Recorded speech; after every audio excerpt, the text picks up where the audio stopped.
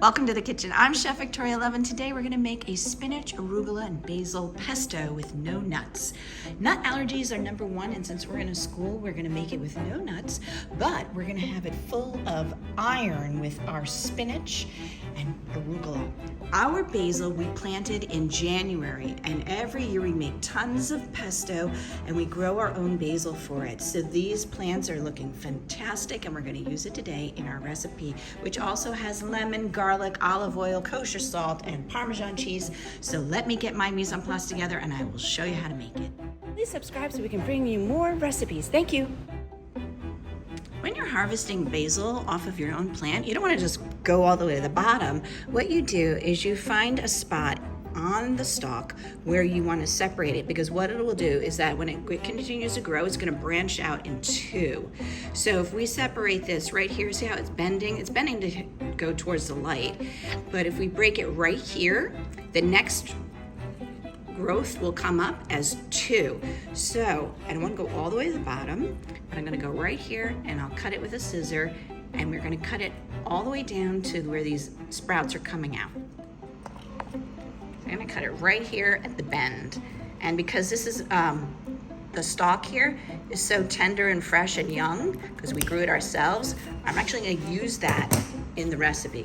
When you buy commercially grown basil, the stalks are pretty woody and hard, so you don't wanna use them. But since we've grown this ourselves, we can use that. In my recipe, we're doing equal parts of arugula and spinach. So it's 8 ounces, and this packaging is 4 ounces. So we need 2 of these, and then our spinach is 8 ounces. So when you go to the grocery store, make everything easy. Buy packaging that already has the weighted amount on there to make the recipe easy. Now this was triple washed, and so it's ready to use, but you do want to remove any sort of brown or yellow leaves. So look through it and just remove those. I have all my mise en place ready, and we're going to make this in the food processor. And since there's so many greens, we're going to do this sort of in little bursts. So we're going to take like a handful of our arugula, a handful of our beautiful basil, a handful of our spinach, and we have 3 cloves of garlic, so we can get that in because I want that all finely chopped up, and just a handful of our Parmesan cheese.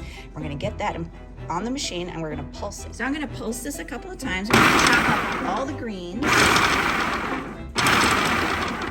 And once we get all of the greens chopped up and we've added all the Parmesan, we're going to drizzle in the olive oil and finish off with our 3/4 of a teaspoon of kosher salt.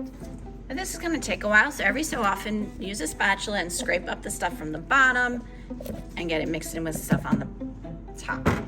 I got all those greens chopped up. Now, if your food processor is smaller and you're not able to do it, you can divide and do it in 2 different batches. But now I want to add in our 1 tablespoon of lemon zest, and this adds a lovely brightness to the recipe, and our kosher salt, and we're gonna add our 1 tablespoon of lemon juice, and then we're gonna get the machine running, and I'm gonna drizzle in the olive oil. So we're gonna turn this on low.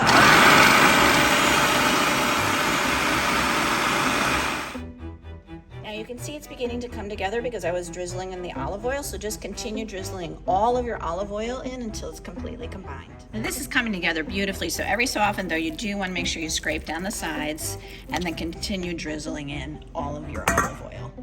There it is. Look how beautiful it is, and it smells absolutely amazing. Here is our beautiful spinach, arugula, and basil pesto. It smells so wonderful, and it actually tastes absolutely delicious. This is fantastic over angel hair pasta, or as a spread like a mayonnaise on a sandwich with grilled vegetables. It's a perfect spring, summer addition to your repertoire of things to make. So I hope this inspires you to make it at home. Thank you so much for watching. We still have 1 of our beautiful basil plants fully ready to go for the next batch of pesto. And this is a large batch. So the best thing about it is that you can portion this and freeze it and it's still good months later. Or you could even put it in a nice little jar. So here we go. A beautiful little jar of our spinach, arugula, and basil pesto with no nuts. And this is a great hostess gift. Make some and keep it in the refrigerator. And then when you go to your party, bring it along with maybe some fresh pasta. And your hostess will be so incredibly happy. So thank you so much for joining us. Take care, everybody. For more recipe demonstrations, please click like and subscribe to Chef Victoria Loves YouTube channel and have fun in the kitchen. Thank you.